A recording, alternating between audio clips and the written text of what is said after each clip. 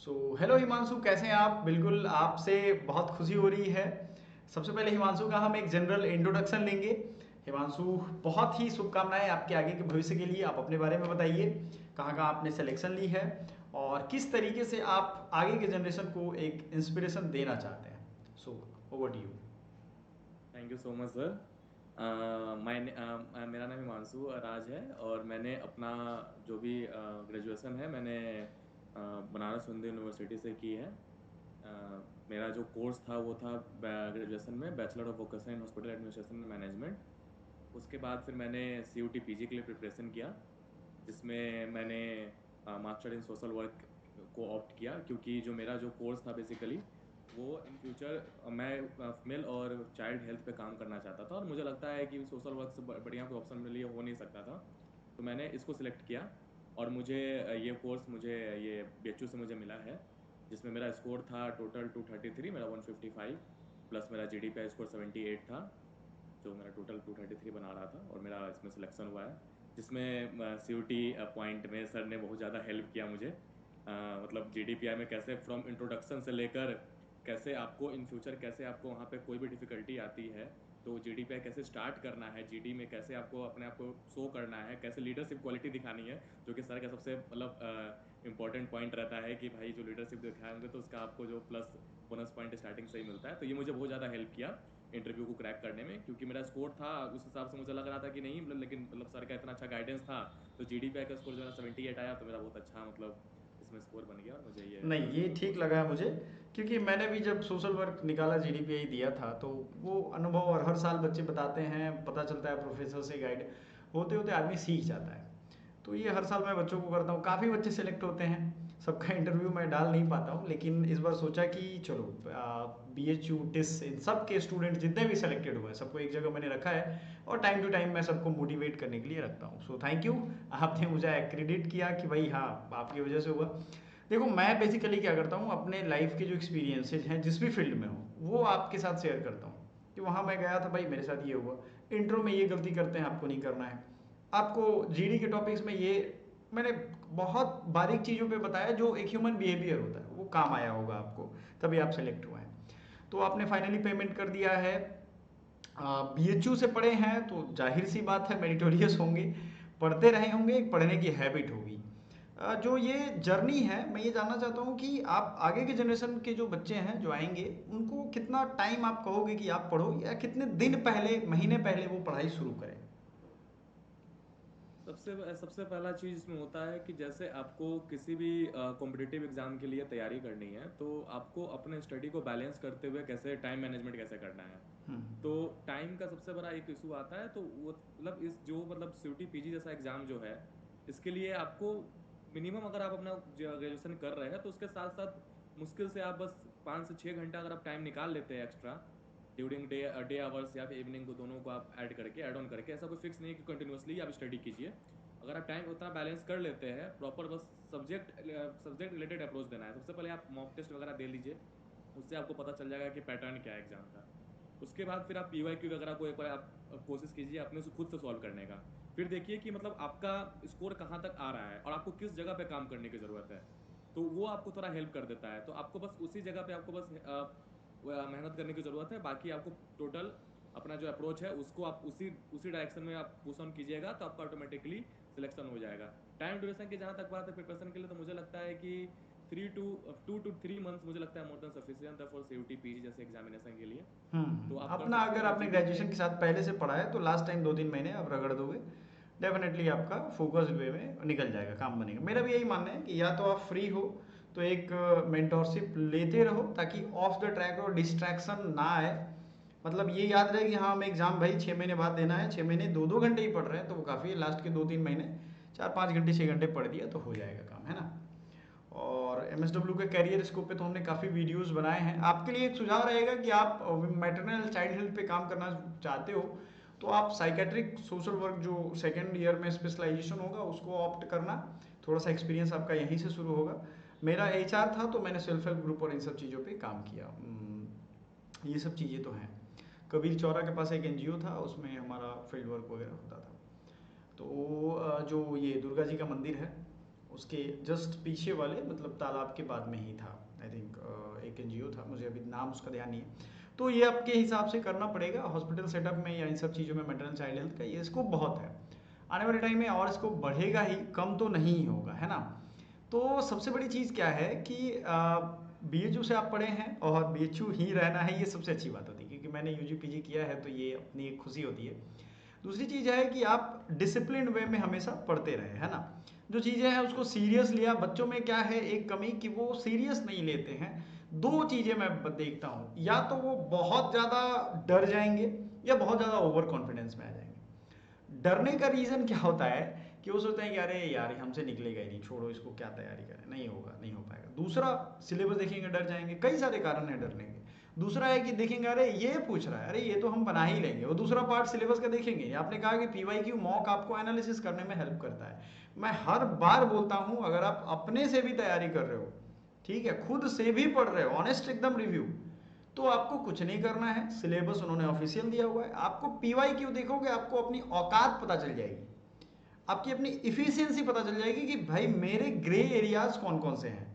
I have to work on that. कि हमें physics वाला पार्ट जनरल साइंस का वो वीक है, मेरा केमिस्ट्री इतना बारीकी से कोई करता ही नहीं है। हमें मैथ्स पे ज़्यादा काम करना है या रीजनिंग पे। मैं रीजनिंग कर सकता हूँ, मैथ्स नहीं। मैं मैथ्स कर सकता हूँ, इंग्लिश नहीं। कुछ तो आपके पास स्ट्रॉन्ग चीज़ें होंगी, कुछ वीक पोर्शन होगा। तो इस हिसाब से आपके कौन कौन से सब्जेक्ट्स वीक और स्ट्रॉन्ग थे, थोड़ा सा बच्चों को बताएंगे। स्ट्रॉन्ग सब्जेक्ट्स की बात करूँ तो मैं इंग्लिश तो मेरा स्टार्टिंग से ही अच्छा था, तो इंग्लिश में मुझे उतनी मेहनत करने की ज़रूरत नहीं पड़ी। बेसिक्स मेरा स्ट्रॉन्ग था और ग्रामर पोर्शंस में मुझे उतना ज़्यादा हेल्प ज़रूरत मतलब नहीं पड़ी मुझे किसी भी मतलब उस चीज़ के लिए। और मेरा जो रीजनिंग भी मेरा स्ट्रॉन्ग था, रीजनिंग पे भी मुझे बेसिकली कुछ अगर मैं पीवाईक्यू वगैरह सॉल्व करता तो मुझसे क्वेश्चंस वगैरह सारे बन जाते थे। तो रीजनिंग का भी मुझे उतना ज़रूरत नहीं। मुझे जो ज़रूरत पड़ी है वो क्वांट वाले पोर्शन पे ज़रूरत पड़ी, मैथ्स वाले पोर्शन पे, मैथ्स और जनरल अवेयरनेस वाले पोर्शन पे। जनरल अवेयरनेस में क्योंकि आपको उसमें क्या है कि करंट अफेयर्स जो है उस पर आपको बेसिक मतलब कमांड होना ही चाहिए। आपको डेली न्यूज़ पेपर वगैरह देखिए, हिंदू हिंदू का एडिटोरियल्स वगैरह आता है, ये सब आप वॉच कर सकते हैं, इसका तो वीडियोस इंग्लिश वगैरह में भी अगर आप काम आ पढ़ लें। जाएगा, करंट में भी काम आ जाएगा। हाँ, करंट में भी आपका काम आ जाएगा। इस पे थोड़ा मुझे मेहनत करना पड़ा। इसी में 2-3 महीने के जो स्कोप था, मैंने बस ये दो दो पोर्शन है, इस पे मैंने बहुत ज़्यादा मेहनत किया। साथ में जो बाकी जो मॉक लगाता था तो उसमें इंग्लिश और रीजनिंग का भी उसमें कैरी ऑन हो जाता, तो मेरा जो स्कोर बनता था उसको मैं और बढ़ने की कोशिश करता था। वही करते करते अभी हो गया है। बढ़िया है। बेसिकली हमने ये देखा है कि आप करेंट को मतलब साल भर का खाना एक दिन तो नहीं खा सकते हो। हर महीने का करंट खत्म हो, हमने क्या किया है कि इस बार से और सेग्रीगेट कर दिया। हर महीने का करंट उसी के साथ खत्म कर लो, उसी के साथ खत्म कर लो। तो मुश्किल से 10-12 करंट के वीडियोस होंगे, उसको आप फ्री में करो, पेड में करो, कहीं भी करो, उसको खत्म कर लो। उसके नोट्स वगैरह हैं, उसको एक बार रिवीजन कर लो। और मोबाइल फ़ोन का एडिक्शन सिर्फ पढ़ने में हो तो ज़्यादा बेहतर है, क्योंकि माइंड हमारा है उस तरीके से प्रोग्राम्ड नहीं किया गया है। आजकल के बच्चों को मैं देखता हूँ कि 6-6 घंटा 7-7 घंटा, एक आम आदमी, एक रिसर्च कहता है कि दिन भर में एटलीस्ट 15 बार अपना व्हाट्सएप खोलता है विदाउट एनी रीज़न। कोई रीज़न भी नहीं है, उसको पता है कि कोई मैसेज नहीं किया होगा, लेकिन वो खोलेगा ही खोलेगा। तो ये सब चीज़ों से बचना है, हमें स्टडी हैबिट्स बनाने हैं मोबाइल पे। और मतलब हेल्दी रहना मैं समझता हूँ ज़्यादा ज़रूरी है, क्योंकि हेल्थ नहीं रहेगा तो पढ़ नहीं पाओगे। मैंने पिछले कुछ वर्षों में बहुत सारे ऐसे स्ट्रॉन्ग माइंड बच्चों को देखा है जो बहुत हेल्दी थे, और एग्ज़ाम टाइम में उनका हेल्थ बिगड़ गया। तो हेल्दी होना, हेल्थ को सस्टेन करना, ये अपने में एक चैलेंज है स्टूडेंट्स के लिए। मेंटल हेल्थ पे मैं ज़्यादा फोकस कर रहा हूँ आजकल, क्योंकि बच्चे बड़े फ्रजाइल हो गए हैं, उनको नहीं हुआ तो टेंशन में आ जा रहे हैं, कोई बैकअप लेके नहीं चल रहे हैं। इवन कि यूपीएससी एस्पिरेंट भी हैं, उनको ये नहीं लगता है कि भाई हमें बैकअप में भी कुछ सोच के चलना चाहिए। हालांकि हम जैसा सोचते हैं हमेशा वैसा नहीं होता है, सोचना अच्छी बात है, अच्छा सोचो, लेकिन बैकअप ध्यान रखना है। तो अच्छा है कि आपने यूजी के साथ अपेयरिंग थे आप, और इस बार आपने कर लिया, आपका टाइम सेव हो गया। अब आपको जो करियर का डायरेक्शन मिलेगा वो, चूंकि टाइम हमारे पास लाइफ में लिमिटेड होता है, जिसको हम लोग सबसे ज़्यादा मिस यूज़ करते हैं। हमें लगता है कि भाई कितने हजारों साल हमारे पास जीने को, ऐसा है नहीं, देखते देखते एक एक दिन निकल रहा है। तो ये चीज़ें हैं, तो ये आपने अच्छा किया। नेक्स्ट जनरेशन के लिए आप क्या सुझाव देना चाहेंगे उन्हें। नेक्स्ट जनरेशन के लिए मैं यही बस कहना चाहूँगा कि आ, आपको जब भी आप प्रिपरेशन स्टार्ट करोगे तो आपको ऑब्स्टेकल्स वगैरह आता ही रहेगा, कुछ कुछ प्रॉब्लम आते रहेगी। कभी इधर का कुछ काम आएगा, कभी फ्रेंड्स में सर्किल में कुछ ऐसा प्रॉब्लम, कुछ फैमिली प्रॉब्लम्स होंगे, कुछ कुछ प्रॉब्लम्स आपको आते रहेंगे। लेकिन उस सब चीज़ को बैलेंस करते हुए आपको अपना जो कैरियर, जो आपने गोल को जो आपने सोचा है, उस पर आपको काम करते रहना है। अगर 1-2 दिन भी मिस हो जाता है तो आपको उसको कैरी ऑन करना है, कंसिस्टेंसी आपको मेंटेन करनी है, कंसिस्टेंसी को ब्रेक नहीं करना है। और आप कंसिस्टेंट रहते हैं तो फिर आप कोई भी एग्ज़ाम किसी भी लेवल का रहे उसको आप क्रैक कर सकते हैं। बस इसी बात को मैंने फॉलो किया था 2-3 महीने, और मैं चाहूँगा कि जो भी एस्पिरेंट है वो अगर इसको स्टार्टिंग से भी फॉलो करे तो और ज़्यादा मुझसे भी अच्छा स्कोर ला सकते हैं, और मतलब अच्छे अच्छे कॉम्पिटेटिव एग्जाम्स क्रैक कर हाँ, पाएंगे। डेफिनेटली, क्योंकि इमोशंस, अपना रिश्तेदारी, दोस्ती, घर के प्रॉब्लम्स, ये सब बड़ा हेक्टिक हो जाता है। फाइनेंशियल प्रॉब्लम कभी हो सकता है, कभी घर वाले इमोशनल ब्लैकमेल करेंगे या सपोर्ट करेंगे, नहीं करेंगे। लेकिन आपने अपना माइंड में कब किया कि नहीं, चलो ये तो भाई हमारे रास्ते में आने ही थे, हमें अपने पे फोकस्ड रहना है, तो आप डेफिनेटली ये कर पाएंगे। एक मज़ा रहेगा। और सभी लोगों के लिए है शुभकामनाएं, आपकी तरफ से भी और मेरी तरफ से भी। कुछ और सुझाव जो अपने नेक्स्ट जूनियर्स को देना चाहें? सुझाव बस मैं ये देना चाहूँगा कि मतलब आप अच्छे से प्रिपरेशन करते रहें, और कोई भी गाइडेंस चाहिए तो मैं आप लोग से रिकमेंड करूँगा कि सर का चैनल आप लोग फॉलो कर सकते हैं, CUT पॉइंट को। उसमें मतलब बहुत अच्छे तरीके से सर ने एक एक चीज़ का वीडियो सर इतने अच्छे तरीके से समझाया है कि कहीं भी हर्डल आता है फॉर्म भरने से लेकर कैसे आपको अपीयर करना है GDPI में, और जो भी कुछ जो भी आपको प्रॉब्लम्स आती है किसी भी एस्पेक्ट में, कैसे आपको फेस करना है उस प्रॉब्लम को और कैसे मैनेज करना है, ये बहुत अच्छे तरीके से इनके चैनल पे दिया हुआ है। तो आप उस चीज़ को फॉलो कर सकते हैं, और अपने आप को मतलब किसी भी मतलब जो BHU का एग्जाम्स है और भी जैसे एग्जाम स्टडीज वगैरह है उसके लिए भी सर वीडियो बनाते हैं, तो आप उसको क्रैक कर सकते हैं। तो मेरा बस डेफिनेटली, यही डेफिनेटली। रिकमेंडेशन रहेगा जूनियर। और हिमांशु, बेस्ट ऑफ लक। और आप लोगों की क्लासेस भी हमें लग रहा है कुछ दिनों में अनाउंस हो जाएगा।